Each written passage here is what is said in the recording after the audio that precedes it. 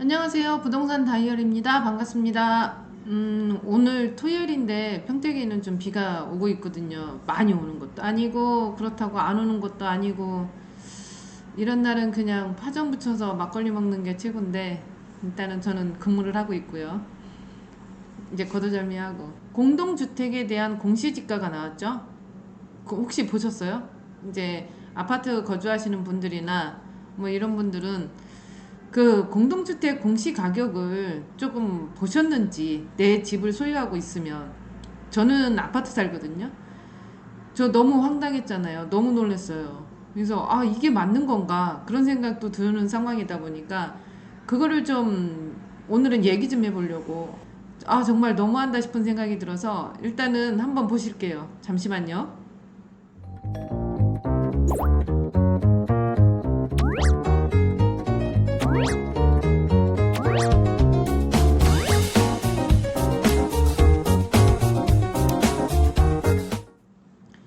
네, 부동산 다이어리입니다. 좀 전에도 제가 말씀드렸죠.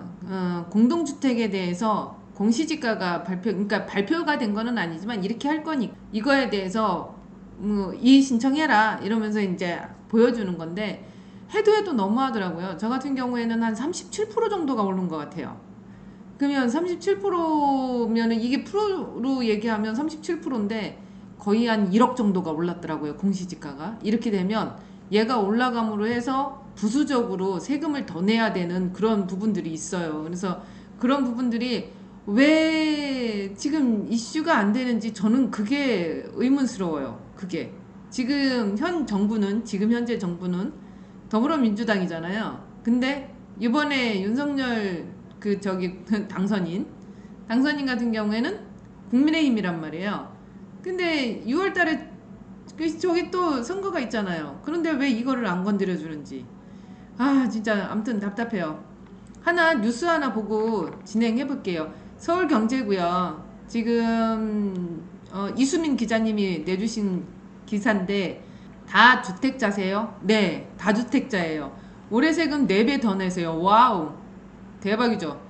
공시가격 현실화로 중저가 주택의 세금 날벼락 이렇게 나왔어요. 보시면 밑에 좀 볼게요.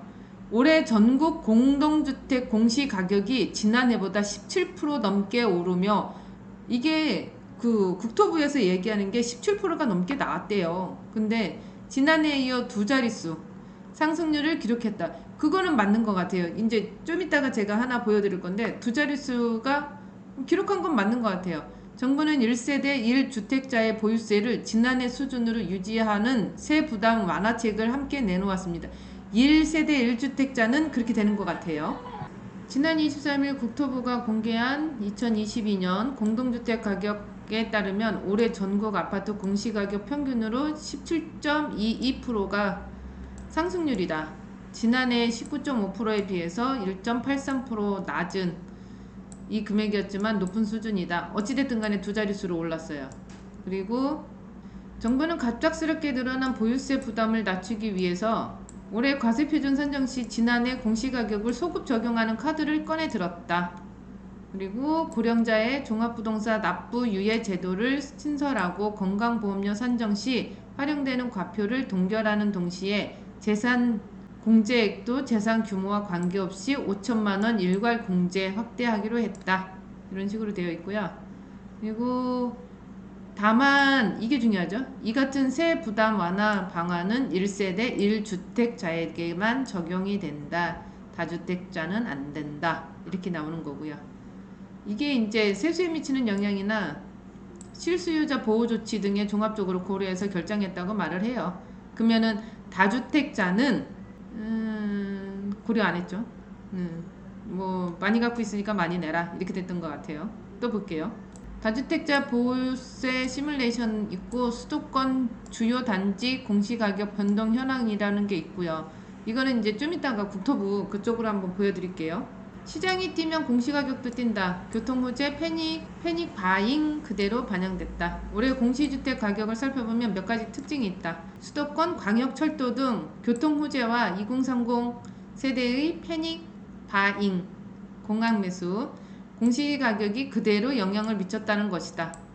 그리고 공시가격을 시장에서 거래되는 가격과 최대한 비슷한 수준으로 만들겠다는 정부의 공시가격 현실화 계획과도 맞물려서 작년 한 해 집값 등이 급등한 지역일수록 공시가격 상승률이 높다. 이렇게 높은 성향이 공시가격까지도 이제 영향을 미친 거죠. 국토부가 공개한 2022년도 공동주택 공시가격안에 따르면 인천구 연수동 송도동의 더샵파크 에비뉴 전용 84.05 공시가격이 지난해에 비해서 6억 1,400만원에서 지난해 올해는 9억 7,600만원으로 59%가 뛸 것으로 전망된다. 이렇게 나왔어요. 그러니까 이렇게 59% 정도가 뛰는 데도 있고 저희같이 37.5%가 뛰는 데도 있고 그거에 비해서는 송도에 비해서는 저희는 그래도 저렴하게 오른 거네요. 근데 이 송도 지역은 송도 용산 마석을 잇는 GTX B노선 건설과 송도 바이오 클래스 신설로 호재로 인해서 지난해 아파트 가격 평균 24.51%가 올랐던 거죠. 그래서 이를 반영해서 공시가격을 더 높인 거죠. 평균 29.33% 상승하며 전국 상승률의 1위를 기록했다. 이렇게 나와 있고요. 경기 남부 시흥 의왕 GTX 호재에 공시가격이 급등했다. 여기 남부에 있는 시흥하고 의왕도 공시가격이 급등했고요. 시흥시 월곶동 월곶 2차 풍림 아이원 84.82제곱미터 공시가격은 지난해 2억 300만원에서 올해 3억 5천만원으로 1억 4,700만원이 오른 것으로 전망이 된다. 상승률은 무려 72.4%에 달한다. 이렇게 되어 있고요. 지난해 이 일대 아파트 값이 월곶 판교선 신안산선이 호재에다가 GTX C노선이 연장될 수 있다는 기대감이 더해서 올랐다고 해요. 경기도 의왕시 포율동에 있는 인덕원 프로지오 엘센트로 요즘에는 왜 아파트 이름을 이렇게 힘들게 하는지 모르겠어요. 전용 84.98제곱미터도 지난해 공시가격 7억 5,700만원에서 올해는 10억 4,900만원으로 38.6%가 뛰었다. 지방 중저가 주택 두 채 서울 고가주택 두 채보다 세금 증가율이 높았다. 이렇게 보여주면 되는 거고요. 만약 GTX 호재에 집중해서 이들 지역에 주택을 두 채 이상 보유한 보유세는 천정을 뚫을 기세로 올라간다. 이렇게 얘기가 나오고 있고요. 정부는 23일 세부담 완화 방안을 발표하면서 과세 표준을 2021년 공시가격으로 동결하겠다고 발표했지만 다주택자는 제외가 됐어요. 여기에 본지의 우병탁 신한은행 WM 컨설팅센터 팀장 양정훈 셀리몬 세무사에 의뢰한 결과 GTX 호재 지역의 다주택 보유세는 최대 4.5배까지 올라갈 수 있는 것으로 추산이 됐다. 이렇게 얘기가 하고 있고요. 그 조금 전에 말씀드렸던 송도 같은 경우 또 시흥의 월곶 2차 풍림 아이원 같은 경우를 보유하고 있다면 지난해 보유세는 267만원을 냈다면 올해는 41.8%, 23.6%가 폭등한 공시가격을 적용해서 1,189만원까지도 치솟을 수가 있다라고 해요. 보유세 증가율이 무려 345.3%로 서울 고가주택 두 채를 보유한 경우보다도 증가율이 높다라고 해요. 이거는 형평성에 좀 문제가 있지 않나요? 그리고 이 세금을 345.3% 이 정도로 올릴 수 있나요? 저는 그게 이해가 안 돼요. 이거는 세부담 그 상한선이 없나요? 저는 참 뭐 다주택자 갖고 계신 분들이 무슨 부르주아도 아니고 이렇게 한다는 게 그 자체가 좀 그런 것 같아요. 서울 마포 레미안 푸르지오와 대치 음마아파트 소유주는 올해 보유세가 9,913만원으로 지난해보다 7,452만원에서 33% 늘어나는 것에 대조적이다. 이렇게 얘기를 하고 있어요. 정부는 징벌적 세금 다주택자 매물을 끌어내기 위해서 시장을 안정시키겠다는 입장이지만 전문가들은 보유세 압박 카드만으로 원하는 결과를 얻기는 어려울 것으로 보고 있다. 이렇게 말씀을 하고 있고요. 지금 송승현 도시와 경제 대표는 다주택자에 대한 양도 중과를 유예하는 정책을 함께 펼치지 않는다면 다주택자의 퇴로가 막혀 매물은 늘어나지 않을 것이라고 지적하고 있습니다.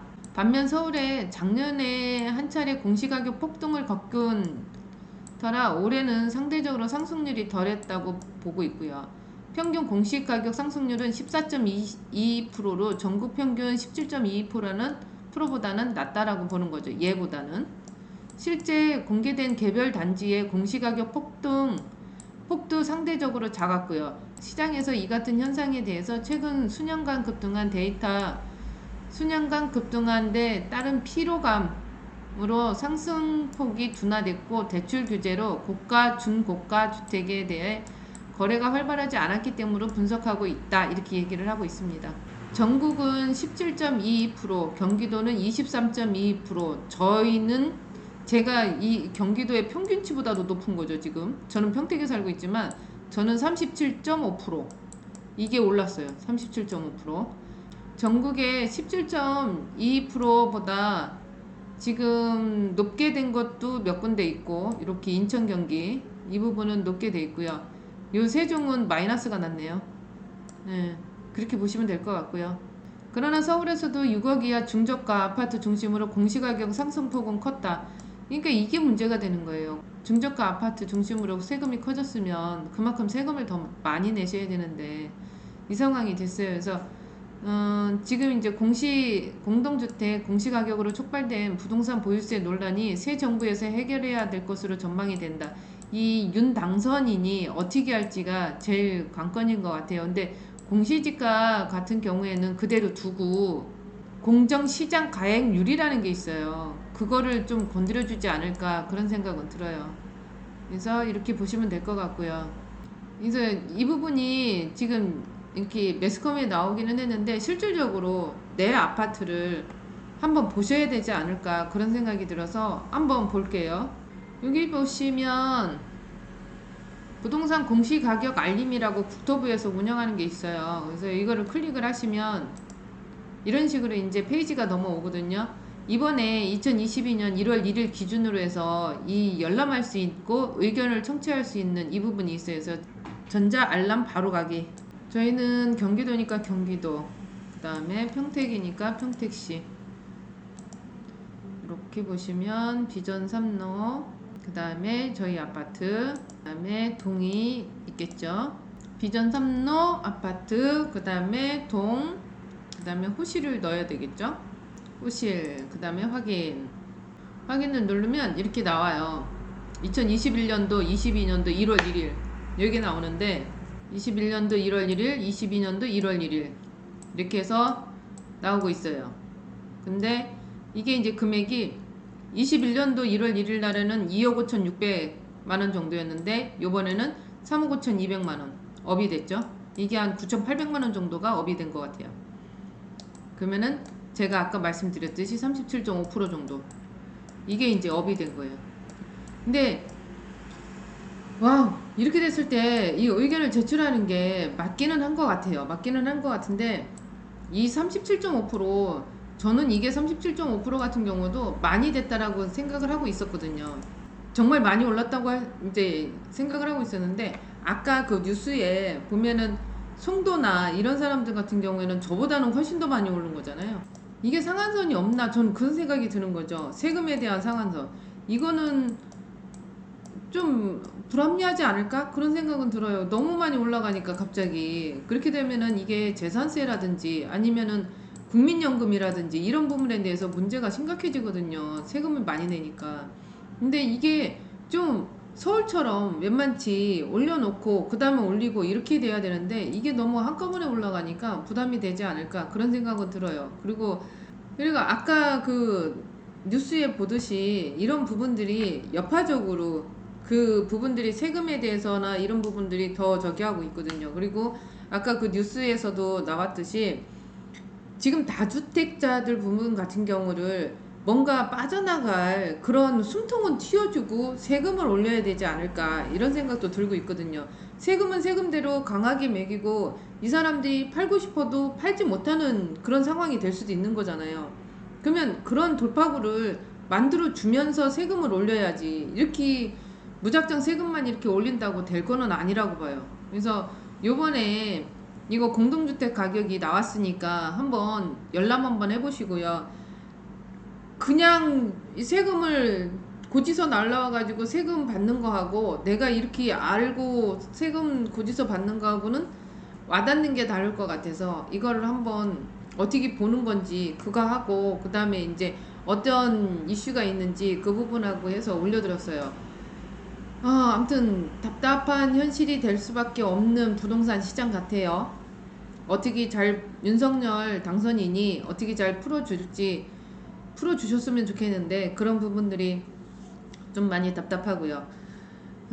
아무튼 답답한 방송을 했고요. 이상으로 부동산 다이어리가 말씀드렸습니다. 좋아요, 구독, 알람 설정 해주시고요. 감사합니다.